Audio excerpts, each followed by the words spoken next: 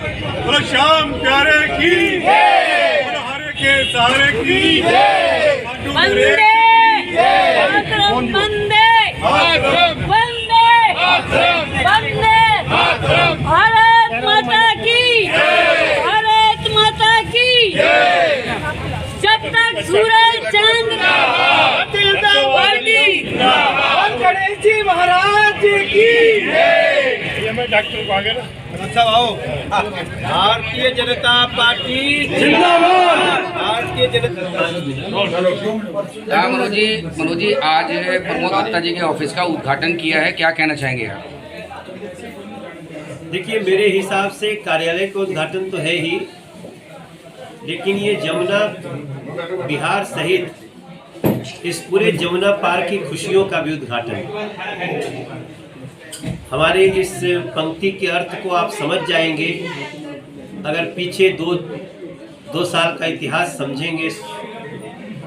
तो जो दूसरी पार्टियां हैं वो इस क्षेत्र को ताहिर हुसैन देना चाहती हैं, हम इस क्षेत्र को प्रमोद गुप्ता देना चाहते हैं। दूसरी पार्टियां इस क्षेत्र को दंगे में झोंकना चाहती हैं, हम इस क्षेत्र को खुशियों में मेट्रो की डबल डेकर दे करके, 709B की एलिवेटेड रोड दे करके, नालों के गंदे पानी से झील बना करके हम उनको जो खुशियां दे रहे हैं।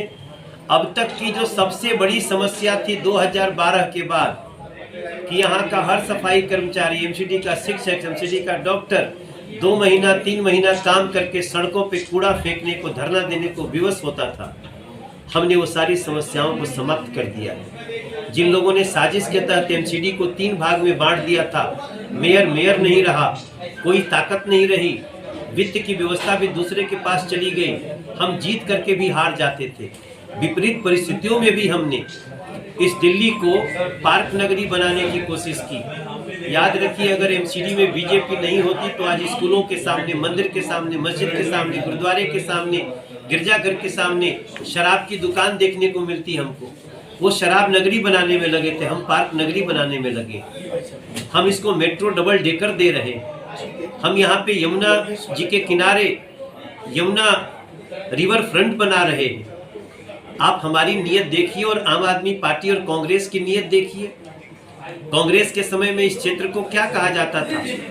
मतलब सारे दिल्ली में कुछ लाइन हम सुनते थे, सारे दुखिया इधर आते, ऐसे थोड़ी होता है। और आम आदमी पार्टी ने आज, मैं समझता हूं, आम आदमी पार्टी न सिर्फ जमुना पार बल्कि वो किसी भी मानवता के शत्रु है।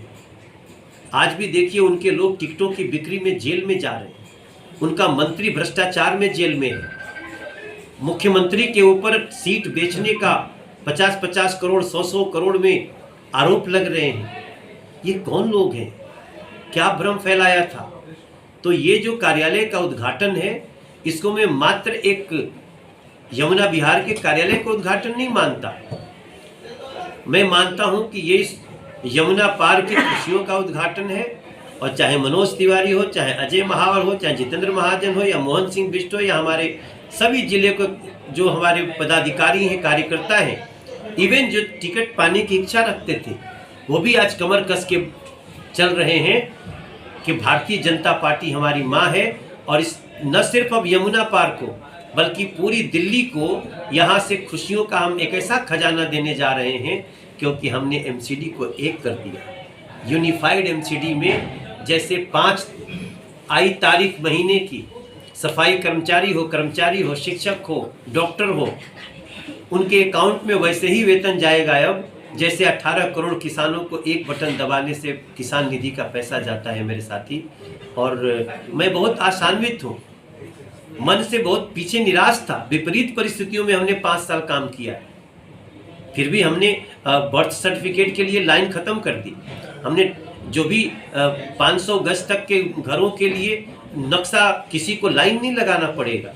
हाँ, हम ये भी मानते हैं कि अभी भी बहुत कुछ करने की गुंजाइश है और उसको यूनिफाइड एमसीडी के बाद हम कर लेंगे, हमारा दिल्ली विश्वास का। तिवारी जी, पूर्व विधायिका का कहना है कि अब की बार एमसीडी में भारतीय जनता पार्टी की निगम में 20 सीटें आ रही हैं, क्या कहना है इसके बारे में? कौन विधायिका? सरिता सिंह ने बोला है, पूर्व विधायिका ने बोला है कि अब की बार भारतीय जनता पार्टी की आम आदमी पार्टी की है, रोहतास नगर विधानसभा की है। तो चलिए, एक अंतरा एक स्थाई के साथ बातें खत्म। अच्छा मनोज जी, जो अभी हम एमसीडी के लिए आपने गाना गाया है उसके बोल सुनाइए। एक अंतरा एक स्थाई के साथ जो बात है, मैं आपको बताऊं कि दिल्ली की जो जनता है वो बहुत समझदार है, वो सबकी नीयत देख चुकी है ना सर। तो अब तो बीजेपी का 15 साल का भी इमेज आपके सामने है, और 8 साल में आम आदमी पार्टी ने क्या किया वो भी सामने है। अभी भी आप सोचिए, अभी भी ये सब कितने चिंदी चोर है कि अभी भी टिकट चोरी में जेल जा रहे हैं। हमारे यहाँ कोई कार्यकर्ता दुखी हो सकता है, उसको टिकट नहीं मिला, लेकिन कोई ये नहीं कह सकता कि यहाँ टिकट की बिक्री का खेल होता है भारतीय जनता पार्टी में। तो हमारा उम्मीद है कि हम 272 में 181 थे, अब हम 250 में 150 प्लस जरूर होंगे, और हमारा यमुना बिहार रिकॉर्ड बनाएगा जीत का, ये मुझे विश्वास है। Thank you. और कुछ जानना चाहते हैं? एक अंतरा एक स्थाई, जो अभी जो बाहर बोला है आपने, वो भी बहुत, जो एमसीडी के लिए गाना डीएम ऑफिस में भी बहुत चला है वो। मैंने चला है, हम तो जब रोल रोल जी, रोल जी सर। ओके। देखिए, भारतीय जनता पार्टी का मतलब सेवा है, और हमने एक थीम सॉन्ग भी हम लोगों ने बनाया है कि बीजेपी का मतलब सेवा है, सेवक अपना बनाए रखना, खोखले प्रचार हम करते नहीं, चरणों में अपने बसाए रखना। ओके। दो शब्द तुम बोल दो, खत्म। प्रमोद जी क्या कहेंगे, जिस प्रकार से भारतीय जनता पार्टी ने आप पे फिर दोबारा एक बार जो है विश्वास मत जताया है, क्या कहेंगे, दोबारा कितने वोटों से जीतेंगे? और यमुना बिहार जिसे कहते हैं ना, यमुना बिहार का जो प्यार है, जनता का प्यार है, इसके बारे में क्या कहेंगे? सर्वप्रथम तो मैं अपनी पार्टी के सभी वरिष्ठ लोगों का बहुत बहुत धन्यवाद करता हूं कि उन्होंने मुझ में अपना विश्वास जताया है।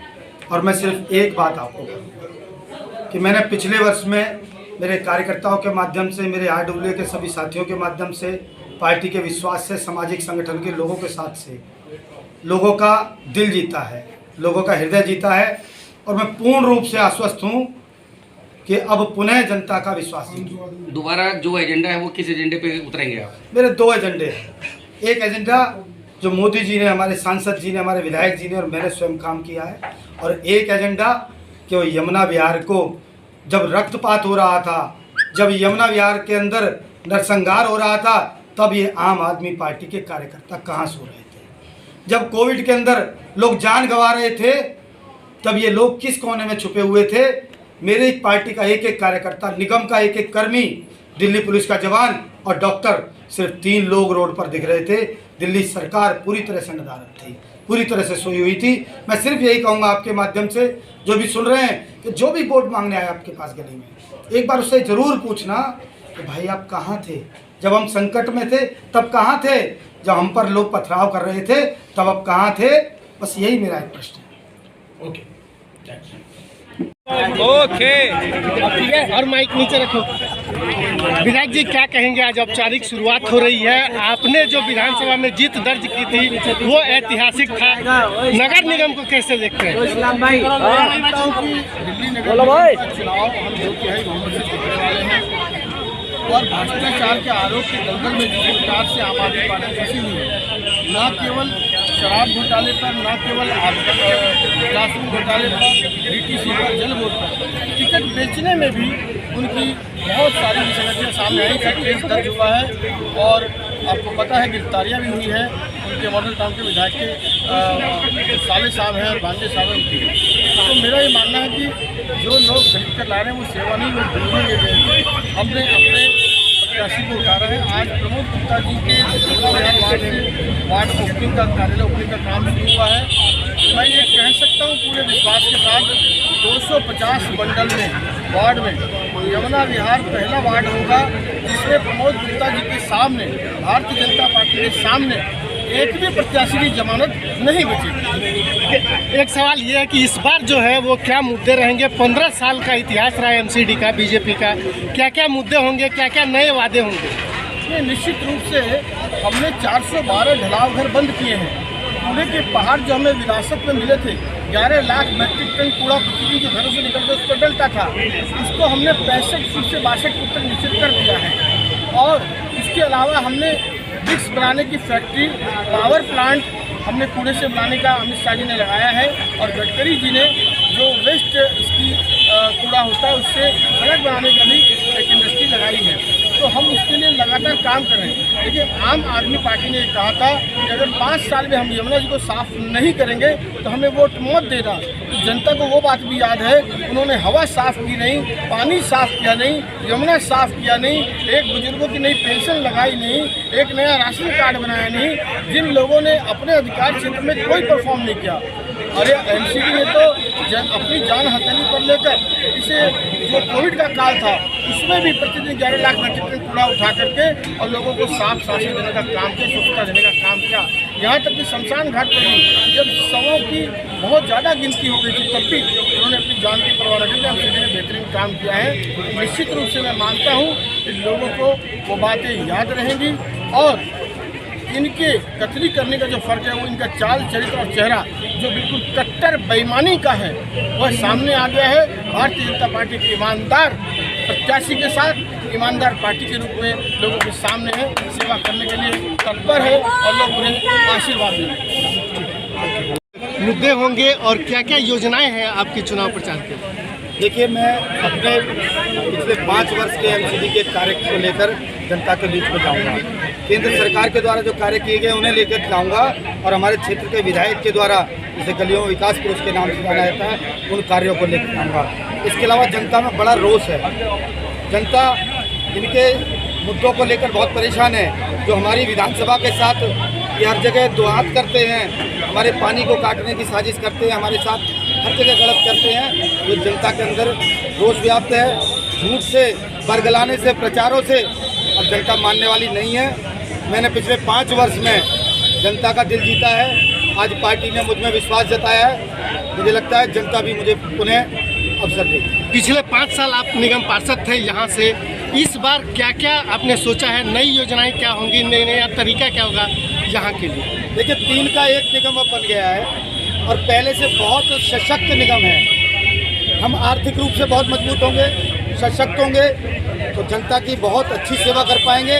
और जो भ्रष्टाचारी सरकार दिल्ली की जो साजिश करके हम लोगों को फंड रोककर जो पंगु बनाने की कोशिश की थी, अब सीधा फंड आएगा।